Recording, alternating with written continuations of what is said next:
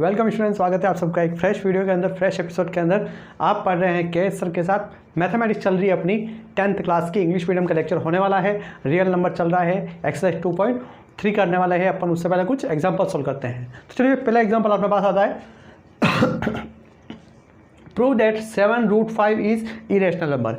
ये प्रूव करना है कि 7√5 है वो एक क्या है, इरेशनल नंबर है। ये अपने को क्या करना है, प्रूव करना है। तो जैसे कि अपन ने पीछे भी क्वेश्चन सॉल्व किए हैं, अपन ने थ्योरम्स पढ़ी है 2.1, 2.3, 2.4 सारी थ्योरम्स पढ़ी है। उन थ्योरम्स के अंदर कैसे पढ़ा है, थ्योरम्स के बेसिस पे अपन इस क्वेश्चन को सॉल्व करने की कोशिश करेंगे। तो अपने को प्रूव करना है 7√5 ये क्या है, इरेशनल नंबर है। तो जो चीज़ प्रूव करनी है अपन एक बार उसका उल्टा एज्यूम कर लेंगे। तो लेट एज्यूम कर लेंगे अपन, लेट 7√5 इसको अपन क्या मान लेंगे, रेशनल नंबर मान लेंगे।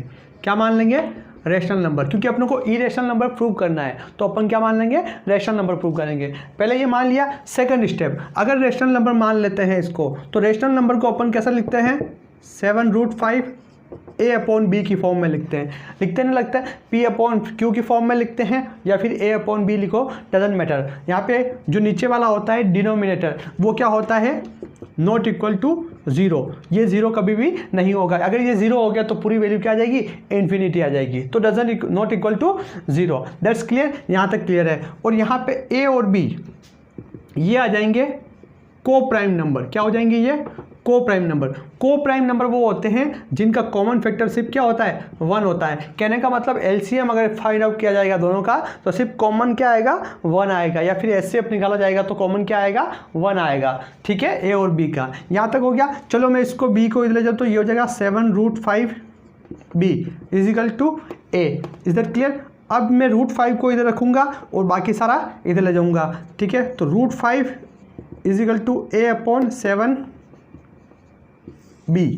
ये आपका इक्वेशन हो गया 1। आपको रूट का एक तरफ करना है और बाकी सारे जो न्यूमरेटर्स होंगे, डिनोमिनेटर होंगे, सारों को एक्सटेंड करके जो कोफिशिएंट नंबर होंगे उनको एक साइड कर लेंगे और रूट वाली वैल्यू एक साइड कर देंगे। अब ये जो रूट वाली वैल्यू है, हमको पता है रूट वाला हमेशा ही क्या होता है, इरेशनल नंबर। क्या हो गया ये, इरेशनल नंबर।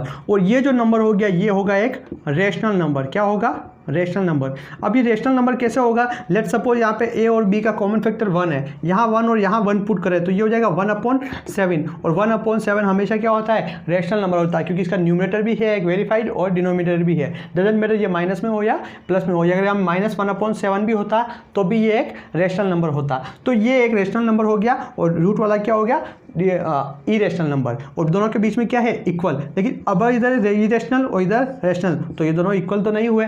तो कहने का मतलब जो अपन ने एज्यूम किया, अपन ने क्या एज्यूम किया कि 7√5 क्या है, रेशनल नंबर। तो अपना एजम्पशन क्या हो गया, रॉन्ग हो गया। अगर ये रेशनल नंबर नहीं है तो 7√5 वो क्या हो जाएगा, इरेशनल नंबर हो जाएगा। That is clear. अगर आपका रेशनल नंबर नहीं है, आपने जो एज्यूम किया है, तो वो क्या हो जाएगा, इरेशनल पर। इस तरीके से आपको प्रूव करना है। पहले आपका जो नहीं है वो उसका अपोजिट क्या करना है, उसको एज्यूम करना है। Then you have to prove that what is the factor that is rational number and irrational number. That's clear. अगर वीडियो पसंद आए तो लाइक करना, शेयर करना और चैनल को सब्सक्राइब करना। Thank you.